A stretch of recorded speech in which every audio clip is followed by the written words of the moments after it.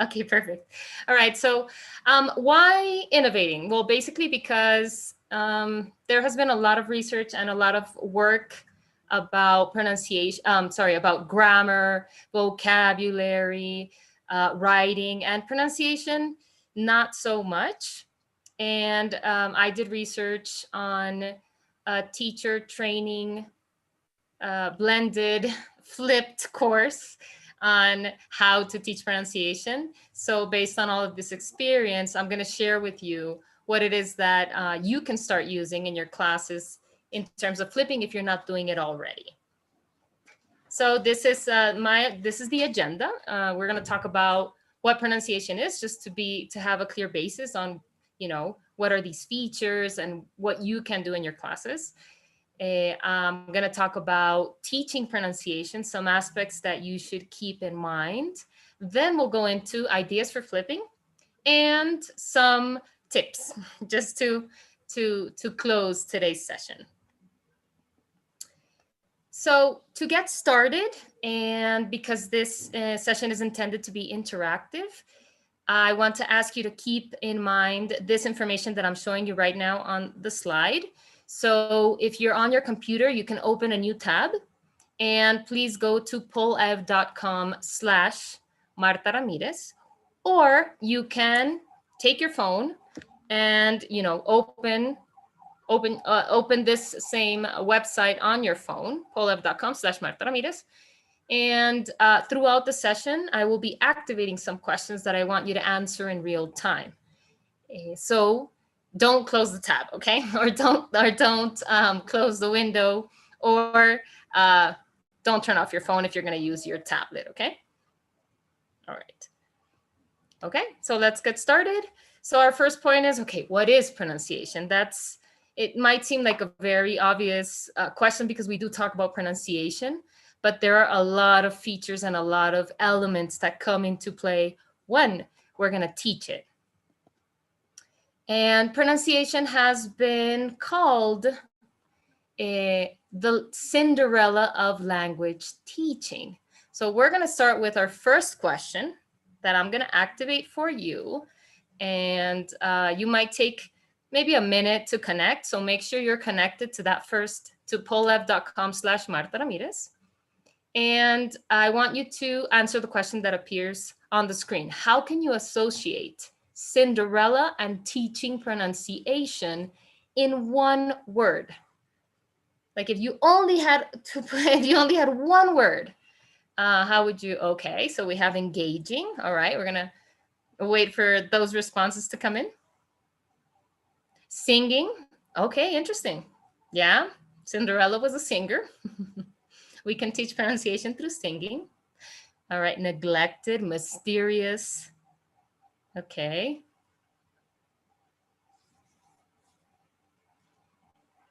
Others put singing. Forgotten. Okay. Practicing. All right. A lot of singings there. Storytelling. Okay, interesting. The stepdaughter. Okay. Lovely. All right. Okay, as your answers get in. Attractive. I like these responses. Retelling. All right. Singing still, it seems to be the winner for now, right? The word that's been written the most. All right. So we have sweetie, childish. I'm seeing if I can kindness. Okay. All right. Narrowing. Magic. Okay. Charming. Excited. Imitating. Whiz. All right. Singing is still the winner. Yeah, singing, storytelling, lovely. Okay. All right, so while you continue to respond, which tells me you're already you're using the app or you're using the website, keep it open, okay? So I'm going to tell you so Thanasola said, Cinderella, pronunciation is the Cinderella of language teaching. And it is the Cinderella in the sense of when there's, I saw the word here, one of you put it, neglected, right? I love all the associations you've made, because I would definitely not necessarily associate to the negative part of the Cinderella story, right? That she was neglected, she couldn't go to the ball, right? It was like, you can't do this. And so the analogy that the experts have made is that when we teach a language, pronunciation becomes the Cinderella because it can't go to the ball. And if the ball is the classroom, usually what we focus on is grammar, vocabulary, listening, writing, speaking. And what happens to pronunciation? Left behind and neglected. So because this has been one of my, like, the topics that I am very passionate about and the ones that I've worked and I've done research in, I want to basically, by the end of this session, convince you of the importance of including pronunciation in all of your lessons, if possible. Okay. All right. So let's continue. All right. My next question. So the new questions should be appearing. So what are the features of pronunciation? When we talk about pronunciation, there are certain features that we usually teach or that we should be teaching. All right, connected speech, right? Stress, intonation, good. Phonetic symbols, okay, which is a choice, right? A pedagogical choice. Rhythm, pace, linking words. Okay. If you see that others have written the word that you're writing, you can write other ones that occur to you. I see a lot of rhythm, stress, linking, right? Oops, sorry. Sorry. All right. Okay, intonation, right? Accuracy, would that be the word? Accuration. The mouth position, okay, articulation, right? Pitch, good. The liaison, all right. Okay, there's some that I'm not seeing here, which are the ones we tend to really focus on. Fluency, okay. Pitch, tone, got it, yes. Okay, blending, right, there we go, a little more into detail, right? Blending sounds. Okay. So accent, of course, has to do with pronunciation. It's connected to pronunciation. All right. Okay, segmental. And suprasegmentals, there you go. Okay. So why am I asking this? Because when we talk about pronunciation, sometimes there's a tendency to believe that it is just, repeating sounds, and pronunciation has, as you know, and as you've shown in your responses, it has a lot of features. There's a lot to teaching pronunciation. So here are some of, these are the features, right? So intonation, articulation, rhythm, diphthongs, consonants. Nobody put consonants or vowels, or I didn't see it. Maybe it was there. I know there's a lot of responses. You mentioned linking. Thought groups, I didn't see it. Stress, I did see. So we have prominence, which is sentence stress, word stress. And this is what we would call, in here are the segmentals and the suprasegmentals. So we have like the division. So we have phonetics, which is the articulation. And I saw one of you put the mouth position. So that's when we teach, like where the tongue goes and how the mouth has to be articulated. We would say that's phonetics. And phonology is divided in segmentals, which are vowels, consonants, and diphthongs. And the suprasegmentals, which are word stress, prominence, which is sentence stress, rhythm, intonation, thought groups, and linking. So I want to ask you, from all of these features, which ones do you teach? So what you should do now is basically click on the features that you consciously teach, that you say, okay, do I teach articulation? Then click on articulation. Vowels, word stress, you can click more than one because you're a lot. It might get to the maximum possibility, but here we get to get a chance to see what it is that you're teaching. Okay. All right. So I see a lot of word stress. Intonation. Okay. Vowels, consonants, some diphthongs, some in articulation. Okay. A lot of intonation, a lot of word stress, a lot of vowels. Okay, good. Consonants. Prominence is kind of like neglected. Okay, I'm just kidding, but there's so much to teach. All right, that one person put thought groups. Okay. Let's see. Okay, I'll just give you a couple of seconds more to mark your responses. If any of you haven't gotten into the app and want to participate, you could see the link at the top of my slide, polev.com/Marta Ramirez from your cell phone or from a tab, from a different tab apart from the Zoom where you're connected, right? Okay, so let's look at the numbers. We have 31.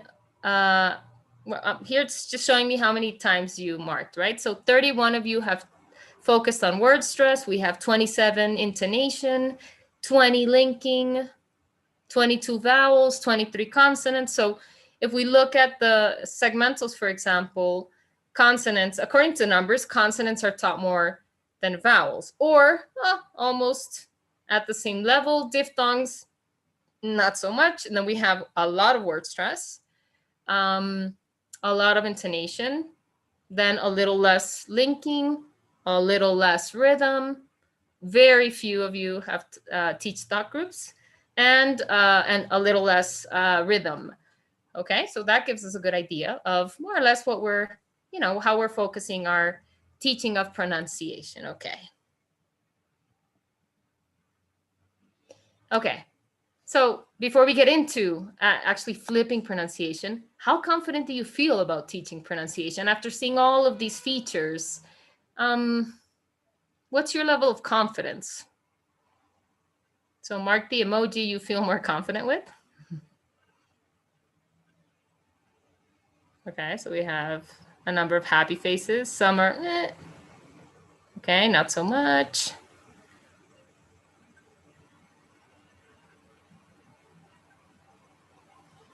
Okay. I would say more happy faces than not, it seems, which is great. All right.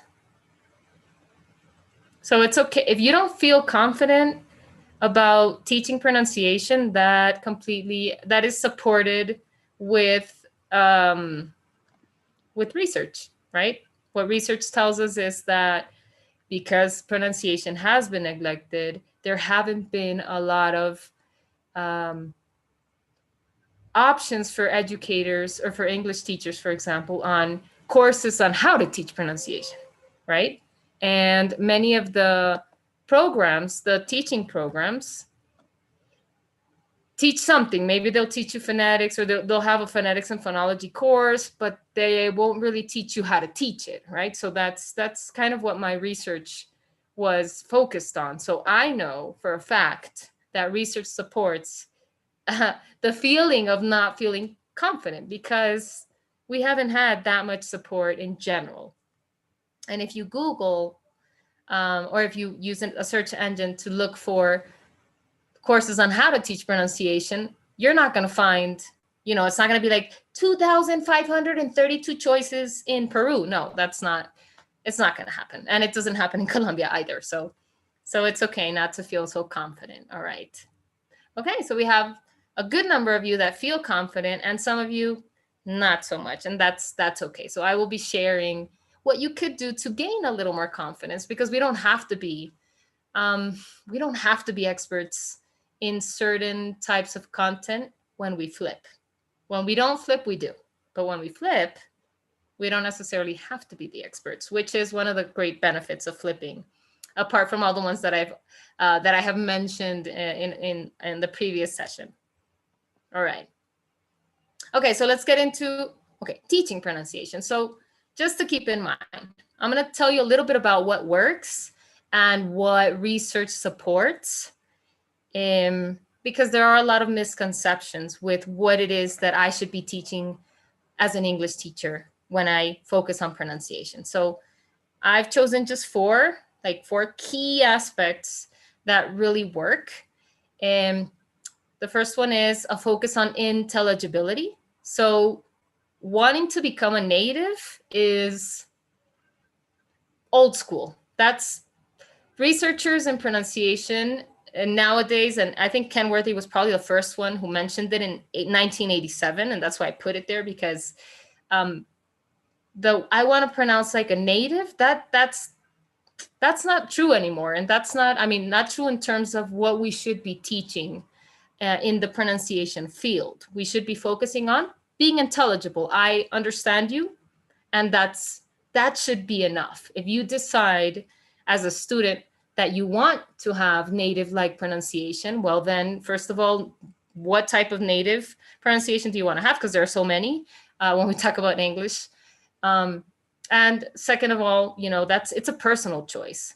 But we tend to be very tough on people as English educators because of their pronunciation. And some people choose to maintain their accent because it's part of their identity. So these are kind of those misconceptions that we have when we teach. And then we're really tough on students, like, no, you have to pronounce like this. And, it's research is not supporting it. And more than 80% of people, I would say, or nowadays even probably more than 80% of English language speakers are non-native. So the probability that our students are going to encounter 100% of native speakers is very low. They're going to encounter if they travel, they're going to find another Latin American who speaks in English, or a Chinese person, Japanese, etc. So that's something to keep in mind. All right. Pronunciation should be involved in speaking. And today I will actually give you examples, and I will share with you a communicative language framework from Cels Murcia et al. And I think that's my opinion with everything that I've read in pronunciation. I think it's one of the best frameworks that has been proposed for teaching pronunciation and linking it to communication. So that's another key point. We should integrate how we teach pronunciation. So it's not like today is a pronunciation class. No, we should link pronunciation to listening. We should link pronunciation to reading. Those of you who teach very young learners, you know that teaching pronunciation links directly to writing when we teach phonics, right? So we should be integrating how we approach this field, okay? And the last one is preparing students on their perception of English pronunciation, on how they perceive it, and how they form the concepts of English phonology. And I will actually go a little more in depth in what this means. So I want you to take a moment and I want you to look at this I, okay? And I'm gonna make a comparison with the skill of drawing. I want you to look at this I, and I want you to answer a question. So I'm gonna activate that question for you. In this moment, do you think you can draw this I exactly the same? Yes, no, maybe. Okay, so here we have our responses. And my response is in this moment, no? Like right now. If I mean, with what you know now about drawing, could you draw this I exactly the same? Okay, so we have a lot of no's, we have maybe, we have yes, and we have someone outside of the yes, no babies, which is Could be undecided. All right.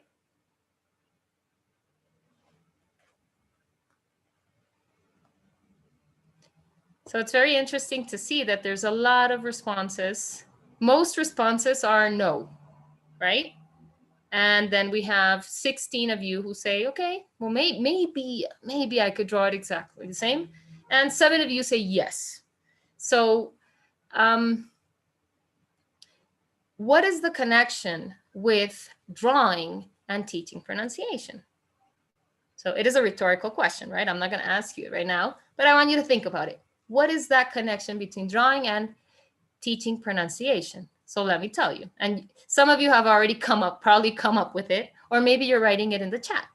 So the connection is, can we, in the future, can we learn to draw this eye exactly the same? Probably yes, right?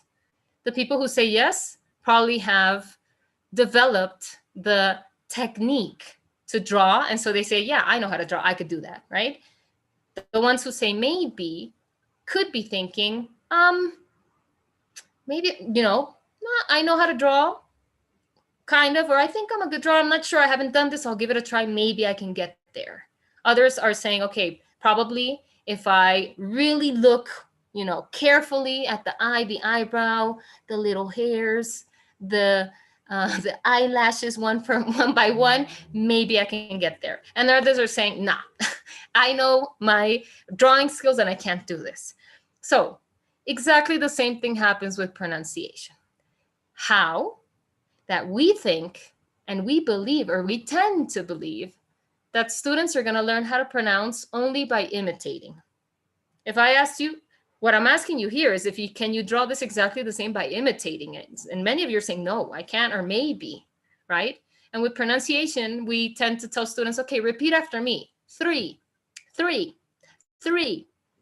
And students, if they have not developed the skills like with drawing, if they have not learned what to listen for, they're not going to be able to do it, right? They're going to get stuck. Now, this doesn't mean that innate phonetic ability doesn't exist. Brown says innate phonetic ability exists. Well, the only author I could think of right now is Brown, but so he says, yeah, of course. There are people who have innate phonetic ability. They listen and they repeat immediately and they get it, right? But most of us do not have that innate phonetic ability. So that's why we need to teach it. And we need to be explicit in our teaching of pronunciation. It's not just, okay, listen. Okay, now do it. No. Students need to learn more than that. So let me give you an example. All right. So we have this word. And I want you to pronounce it out loud. I'm not listening. I can't hear you, of course. But I want you to take a moment and say it out loud, right? Say it. I'm not going to say it for you. Say it out loud. Okay. All right. And now I want you to say this word out loud. And now I want you to make an association. And this association has to do with pronouncing consonant sounds. And it is that when we pronounce this first word, if we are Spanish speakers, our brain, so this is the answer to the conceptualization of pronunciation. So our brains, if I speak Spanish, a D is a D. O sea, la D, right? It is what it is. So technically, I would say this word is pronounced education.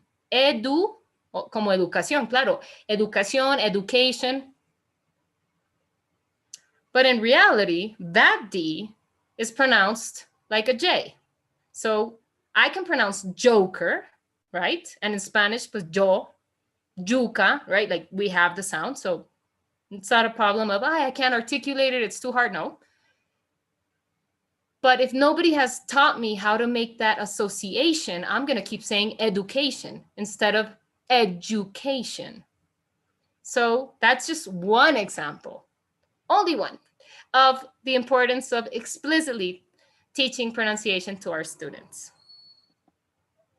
And here I have a quote. It's a long quote, but it's just, it has, I didn't know how to cut it out. It just has everything that connects to the misconceptions that we tend to have, right? And it is that the majority of problems that we see in students in terms of pronunciation are not physical or are not articulatory.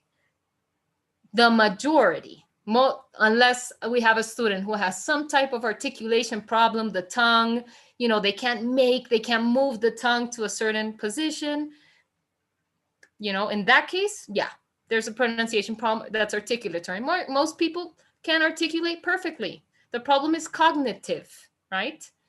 Why? Because they're not making those connections. They are associating the second language to their first language. And, like with education, nope, with education, it must be education. No, it's not.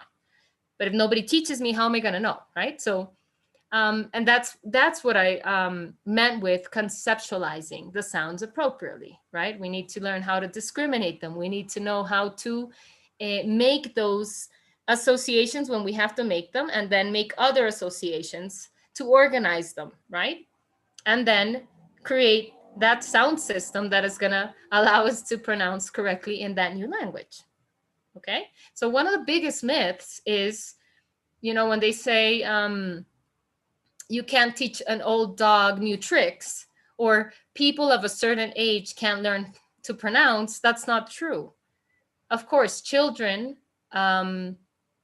cognitively, and because of their hemispheres, etc., and their plasticity, can learn pronunciation very quickly, and that's why they learn how to pronounce as natives when they learn more than one language. But adults, we need to be more conscious. So if we're teaching kids, it's going to be a lot easier if they're younger, in terms of they can hear it and kind of start conceptualizing easier. If we have older kids, or we have teenagers, then we need to be more explicit. Okay, that's really important. Okay, so again, to be clear, what should we focus on? What should the focus be?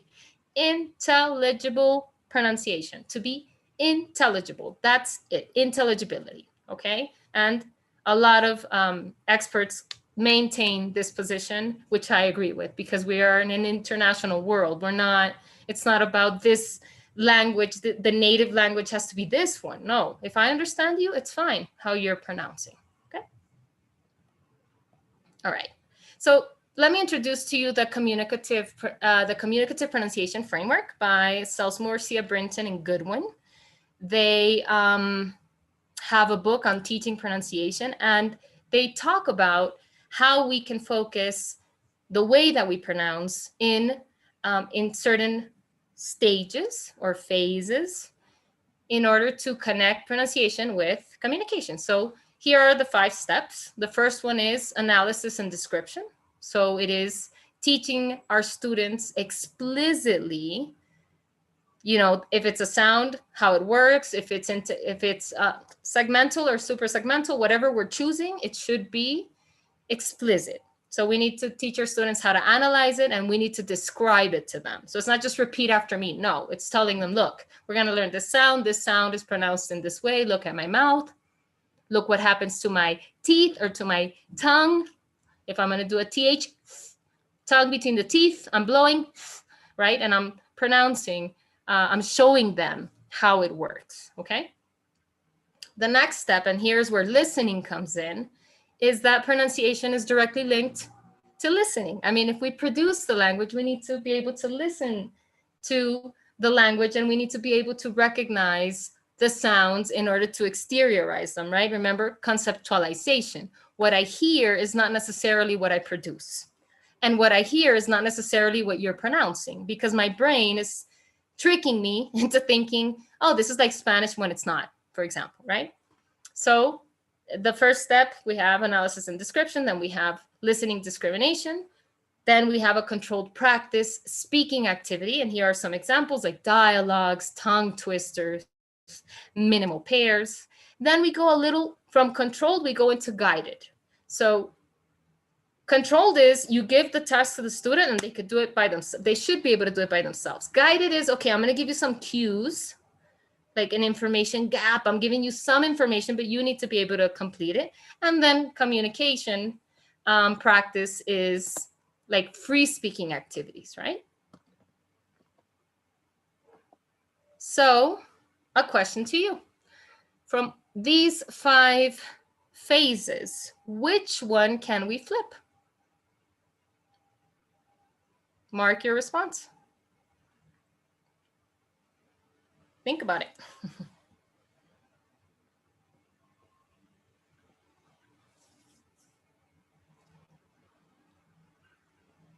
Okay, so we have responses in the different ones. Let's see. Let's see how we do.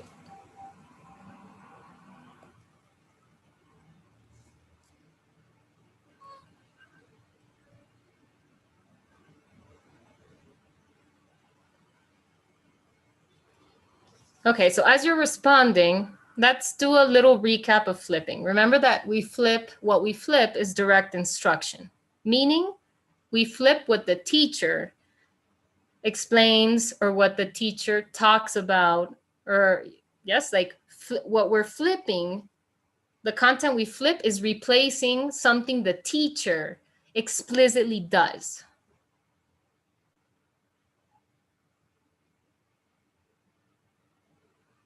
Okay, so we have 5 of you say analysis and description, 11 of you say listening discrimination, 14 say control practice, 5 say guided practice, and 5 say communicative practice. Okay. And what is the answer? Let's mark it. Let me highlight that for you. Okay. So the answer, let's see if this lets me, is, oh, no, it's not. 1 second. I want to show you in real time. So no, it's not letting me mark it.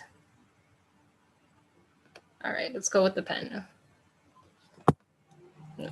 Okay, so the answer, if you see my mouse, is analysis and description. Okay, you would not flip communicative practice because that's what students need to do in class.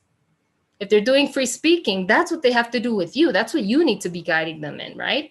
Guided practice, again, it's production. You're not going to flip production. Production is what they have to do in class. And that's why we need to flip, because we need more time for production.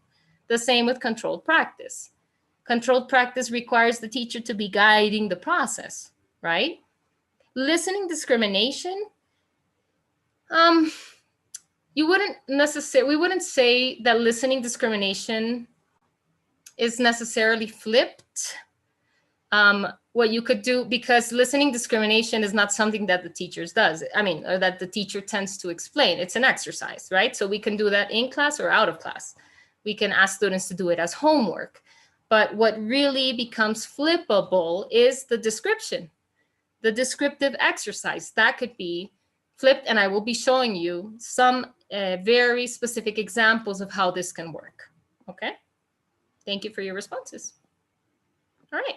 So let's go straight into these ideas for flipping. So if we have, okay, specific example. If I am teaching an A1 course with first graders or second graders, or an A1 course with adults, or an A1 course with my 6th grade students, whatever. I'm teaching my students numbers because they just started to learn English. What can I flip? If we're talking about analysis and description, the explanation of the sounds, right? Because I would probably explain them in, with the board, or look at me, repeat after me. I could flip that. And of course, if I want to go into phonetic symbols, this would not apply to kids. No, phonetic symbols with children, no. Teenagers and adults. I could flip the explanation of the phonetic symbols. The other activities or the other steps of this communicative framework are practice. So you've explained it, got it. Now let's see how much you understand. Listen and discriminate. Now do a controlled practice. Now do a guided practice. Now show me that you can use it communicatively in a free way, right? So take a look at these examples, right? Here we're seeing what would apply as an example for listening, for controlled, for guided, and for communicative. Let's look at this in more detail. So if I'm flipping the explanation of difficult sounds in numbers, let's say we know that students have a lot of difficulty with the TH sound, right? 3, 13, and 30. Tough, right? So the TH is an issue, but the is a bigger issue, right? They say thir, 13, 30. Yes, like why? Because they haven't been taught specifically, look at what I'm doing, right? So this is where the analysis and the description comes in. Now, what have I done? Like, how am I teaching pronunciation? Because we're teaching virtually, I'm using my whiteboard. And so this is a picture of my whiteboard. And I'm using, because I have a touch screen. And so I'm marking with my, with my pen. And so I'm marking directly and I'm saying, okay, numbers. And then I put the explanation. And then what I do is that I take a screenshot. And this is what I'm flipping. So I'm telling my students, okay, I want you to look at this and I want you to analyze it. What do you notice? I'm not explaining it.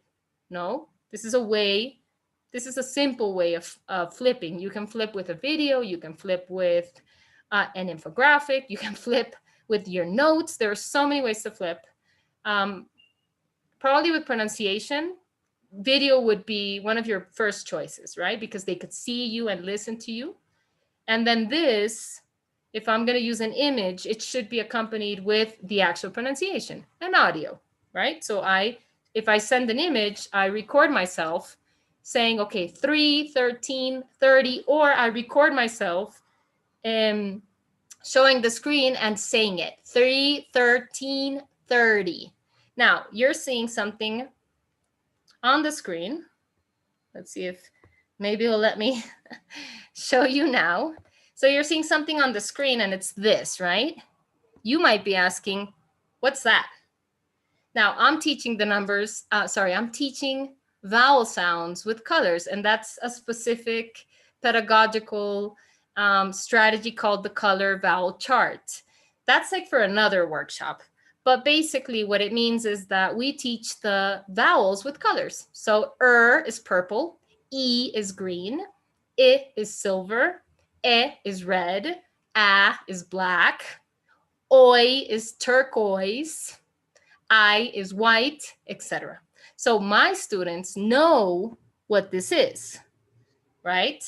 I've already taught this. So when they see that, they're like, purple, 30, 13, right? So I don't have to explain to them the sound because I've already previously done work with them so they can do this autonomously, right?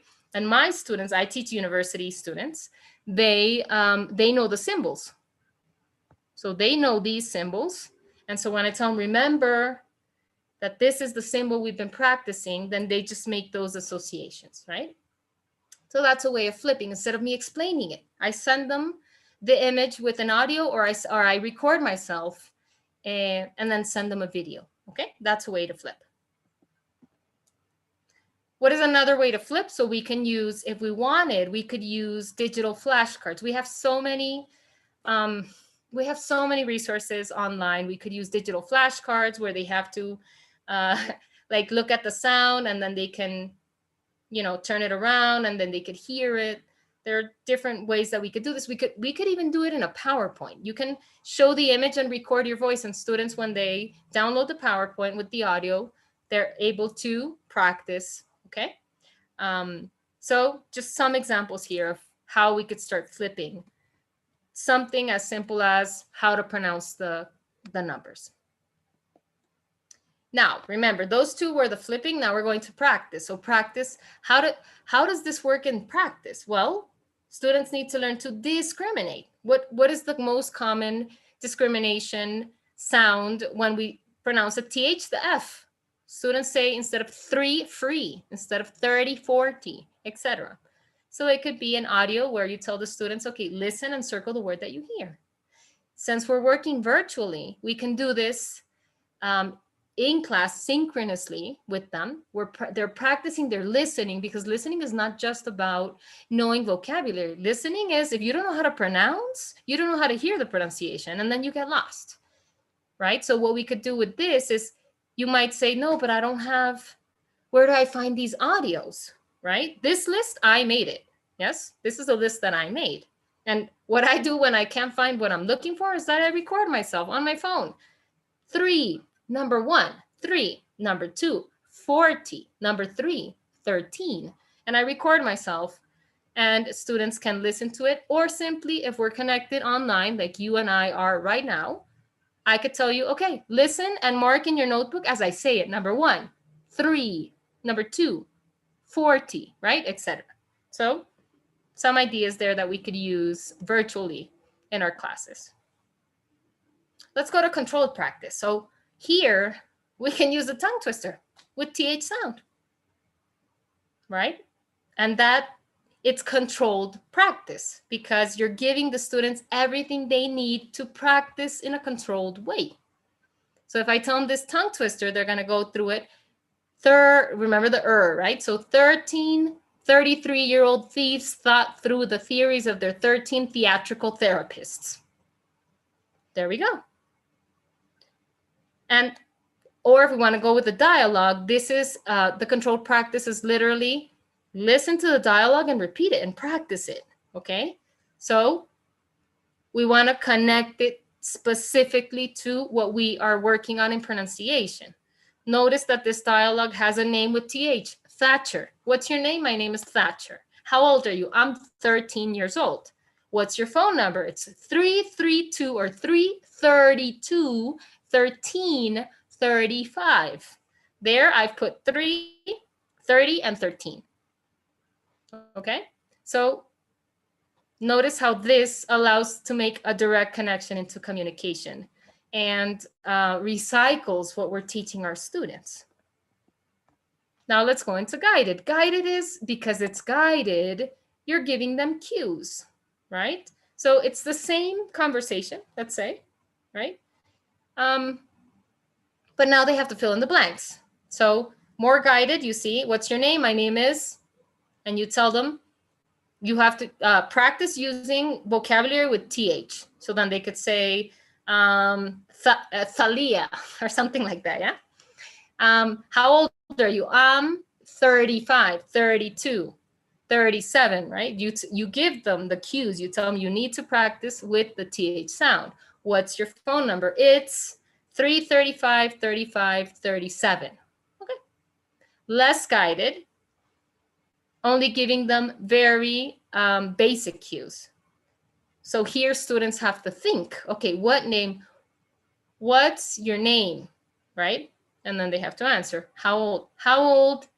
How have what? And then that's where you can support them when they get lost, right? Okay. And the communicative practice is open. Ask 5 classmates for their phone numbers. So they've already practiced in a guided way. They've already practiced in a controlled way. So they already know, what's your phone number? And then, you know, when you check out loud, you could say, okay, how many have a 3 or 13 or a 30 something in their numbers? And then you go back to connecting with pronunciation, right? All right. Example number 2. How do I connect pronunciation with grammar, for example? So here we have communicating with the present perfect. What can we flip? The explanation of present perfect and the explanation of CH and SH sounds. Oops, sorry for that typo. So it's just one. I'm focusing on a specific type of sound, right? And then we have practice activities. Listening to the words, listen to the sound and repeat, ask and answer questions. So let's look at how this goes in more detail. So if we flip the explanation of present perfect, well, we can flip with a video, we can flip with an infographic, we can flip with a comic, we can create our own cartoon that explains the grammar. We can make our own videos. If we have a book, right? Like here, the grammar gadget or a grammar animation of a textbook that we use, it's perfect because that already, you just have to use it to flip. That's it. I've got my my grammar explanation flipped, right? And then I'm gonna complement it with flipping the sounds that we're gonna be learning in this unit. In this case, it's the ch and the sh sound. And here we might have a book that has a video pronunciation, which is lovely because that's extremely helpful. But if we don't, then we can look on YouTube, we can find, or we can record ourselves, or we can do just an audio. You know, there are just so many ways, flashcards with the audio, etc. How does this look in a listening discrimination? Listen for the differences. These are minimal pairs, right? So they have to listen, the same activity, listen for the difference, just to make sure that they really are recognizing only with audio the sound, not looking at you. Okay, that's why the listening discrimination is so important. So when people look at you and they see you do this, they're like, ah, okay, 3. But if I'm not used to hearing the it might sound like an F and I get confused. So that's why they need to practice. Okay. Controlled practice, listen to the sounds and repeat. So many students' books, for example, already have these exercises embedded in them. So you can just use them and ask them to repeat it. It's important, but it's not just listen and repeat. If we're going to go with a communicative framework, as you can see with what I'm proposing, right? How do we go into controlled as well? Fill in the, choose the correct word according to the context, and then practice. So they choose it. What is the best chop? I'm practicing spelling here, for example. I'm connecting it to spelling, to understanding the definition of a word, and then pronouncing it. What is the best shop you have visited? How do we move this on to guided? We can use the same questions and just make them with the cues as with the previous examples, right? So here I'm connecting present perfect and the sounds, the grammar and the pronunciation. So what is the best shop you have visited? The best shop I've visited has been blah, blah, blah, right? Okay, so that's just the example of this, like the 2 key examples of how this could work. Of course, there are so many ways. So things to keep in mind. First of all, there is no single way to flip a classroom. Therefore, there is no single way to flip pronunciation. However, what you will flip is the explanation of the pronunciation that you've chosen to teach. That's what you can flip. So I'm teaching intonation. Okay, are you going to teach some rules? Flip it. You don't need to do that in class. They could listen to it from home. They can prepare it, or they can prepare it in class. Remember, we have flipping and in-class flipping. In class, they could do it with a video that I have prepared for my students. I tell them, look, you're going to watch a video where I'm showing myself pronouncing this, and it's a 1-minute video. Why do I use a 1-minute video in my own class if they're connected with me? Because I'm not going to take 1 minute when I do it naturally. I'm going to take 3 minutes, 5 minutes, right? So when we flip, we consciously create the content. We focus our students more, right? Or we can tell them if we're using Zoom in breakout rooms. So I'm going to put you all in breakout rooms, and you're going to watch this video where I'm explaining the pronunciation. When we come back, you tell me what doubts you have. And then, you make those connections. The second key aspect to keep in mind, pronunciation should always be linked to communication. If it's not, then why are you teaching it? What's the point? If I have to learn to pronounce to speak it, right? So they should go hand in hand.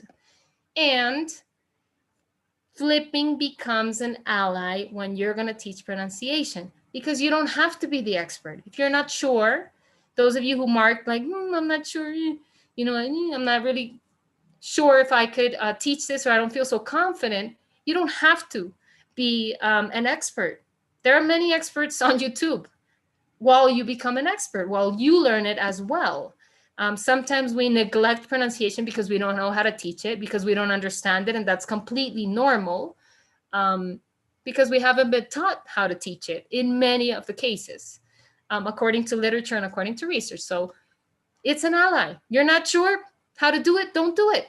Grab an expert. Search it online, put it there. Use your book. If your book has the explanation, use it. And then take advantage of this so you don't neglect pronunciation and you don't leave it as the Cinderella of language teaching. So with that, I am done with my intervention. And we have 5 minutes for questions to answer any doubts that you have. So I'm going to look at the Q&A here in Zoom.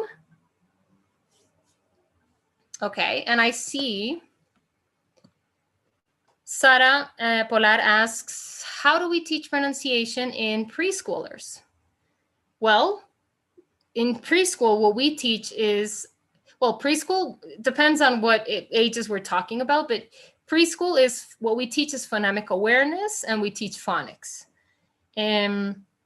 So there, although this is like for another huge workshop, basically phonemic awareness is listening discrimination, and it's teaching students how to listen for the sound, because preschoolers don't read it, so they can't see it. They have to listen for the sound. And so you can do, for example, the listening discrimination exercises with pictures. So you could show them shop and chop as a picture. You teach them the words, and then you tell them circle the one that you hear, and they become conscious of the sound, right? So that they can pronounce it.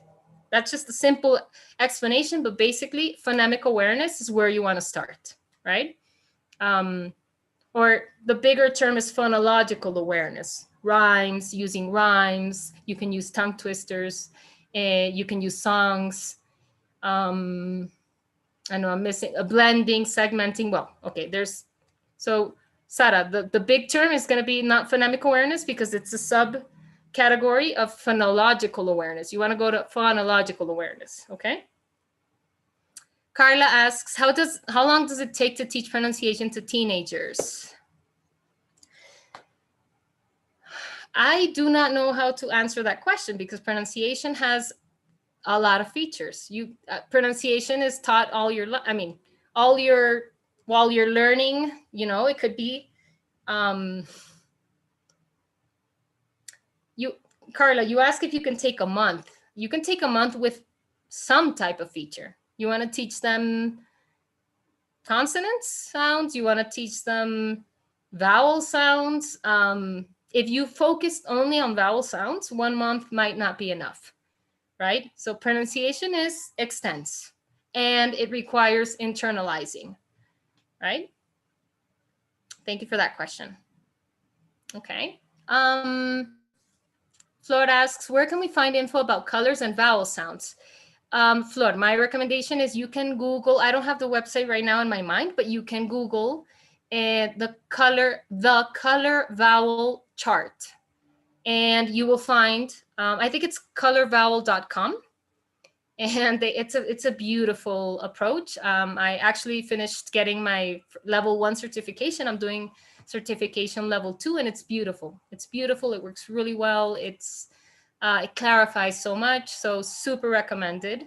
And you can flip the explanation of the colors and the connection of the colors with the vowels. What I'm doing is that I've made videos explaining the chart for my students. Okay. I don't see any more questions in the Q&A option of Zoom. And I think our time is, I think we have 1 more minute. But yeah, I don't see any more questions. So thank you, everybody. Thanks a lot for your attention. I hope this has been helpful. I hope it, for those of you who haven't felt so sure about teaching pronunciation, I hope you feel empowered. Remember, flipping is an ally for pronunciation, for writing, for grammar, for anything we're not sure, we could flip it. Okay? Yes, thank you very much, Martha. This has been a great presentation. Or you can see by the chat. Yeah. Everything they're saying. Yes. Yes, thank you very much. So we'll see everyone on the 18th. We have another presentation about flipping reading to complete the series of 3. Thank you very much, Martha. Brilliant. Thank you. Bye, everyone. Bye-bye.